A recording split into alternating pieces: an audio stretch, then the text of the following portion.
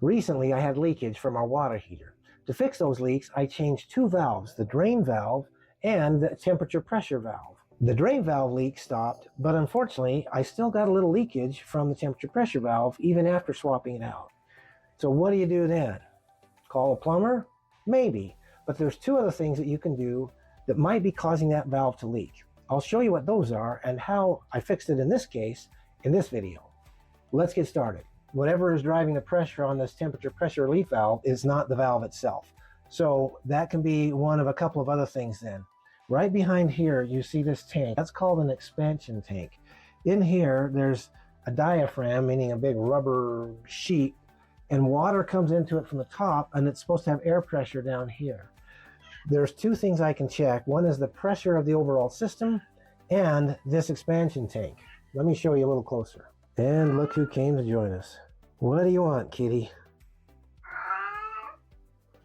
It's possible that the system pressure is too high.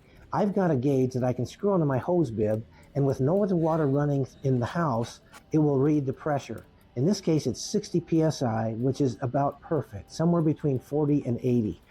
So it's not the water pressure that is causing the valve to leak. This is the expansion tank. On the bottom is a little cover, and when you take that off, you'll see a little stem. That's just like a bicycle tire outlet, a Schrader valve. If the pressure in here has gone down, then we could have a problem. Or what I discovered when I came with a bike tire pressure valve and push on it, I'm getting water in this half. So I know that expansion tank needs to be replaced. I checked online and the price at the local store was not much more, like within $1 of what I could get it for online. So I've got my 2-gallon expansion tank, and we'll go put that in now. If you've grown up with an absent or negative father, you may not have had someone to show you how to do some of these things. Don't worry, you can still figure it out. Put in the comments some of the things you want to see how to do. This new expansion tank is pre-charged to 40 psi. I'm going to check to see what the pressure is actually at. And it's hitting right about 40 psi. I want this pressure to match the inlet pressure. I'm going to pump it up to get to 60 psi. A lot of things are easier than you think if you just have someone to show you how. According to the bike tire gauge, it's at 60 now. Just about 60. Don't forget to put your cap back on the Schrader valve. You can make a lot of screw-ups and still save money as opposed to paying for a professional to come and do this stuff for you. Now, if it's out of your ballpark, then that's understandable. You're better off to pay a plumber to come take care of this stuff. But if you do a little research and you feel like, you know, I could try that, I could even try that and screw up and get back to where I was, where I'm no worse off, then it's probably worth the education of giving it a try yourself. Just in case your dad wasn't around to show you how or to give you some encouragement, maybe the occasional kick in the butt. I'm going to take this one off, but in order to do that, I need to shut the water off to the whole house, let the pressure off the system, then I can take this off. This is the shut off to the house. That's the water main. There's no water coming into the house now. This is the pressure reduction valve. It comes in at about 110, 120 psi. It goes through this valve and gets reduced to 60 psi is what I just measured it at. Now I've got to bleed the pressure off of this, and sadly I think I need to let some water out of the water tank, at least according to the instructions. Good thing I lost weight. I can let pressure off by opening this valve. I'll leave that open. The instructions are to shut the water off to the water tank too. I'm going to go ahead and do that.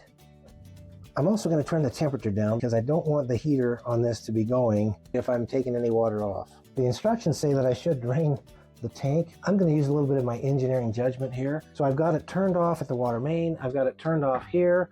I've got an open valve so the sink has relieved the pressure. I'm going to go open an outside one just for good measure. Physically, water is not going to go uphill to get to that. I don't think I need to drain the tank to do this. I'm just going to take that off, and I expect water to come out of it.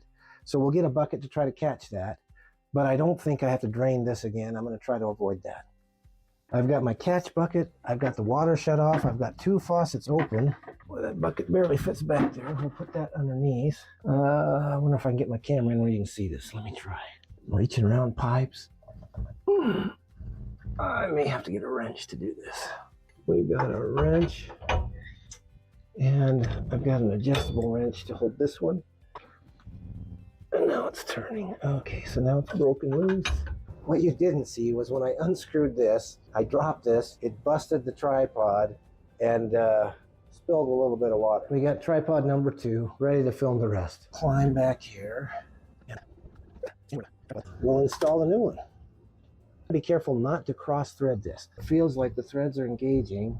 I can tell because I'm not holding it down, it's staying in, and it's not being too hard to turn. Those are both good indications that it's not cross-threaded. I'll get it as hand tight as I can, and then I'm going to snug it up with the wrenches.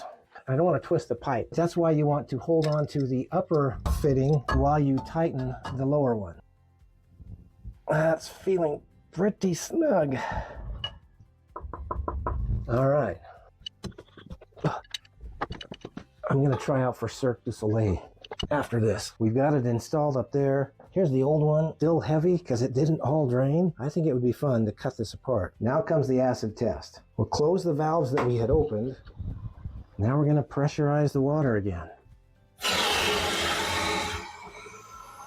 Slowly. So it equalizes. Okay, now I turn it all the way on. I want to be looking at that joint I just made to make sure that doesn't leak. So far I don't see drift. Whenever you have had the water off and you've got air in your lines, when you turn it on again, you can expect some black or dark colored water to come out. Don't let that worry you. Just wait till it runs clear and then you're fine to drink it, use it again anyway. I have water shut off to the hot water side, so that's just residual pressure coming through from the other one. It's going to stop. Next thing is to turn on the water heater water. So now the water's on to the water heater again. I do feel a little moisture, but I think that moisture was from the dripping before it got screwed in. So we'll watch it. If it drips to where it comes down and off the bottom, then I know I got a problem. So far it's looking good there. One last thing I want to do is turn the water heater back up to temperature.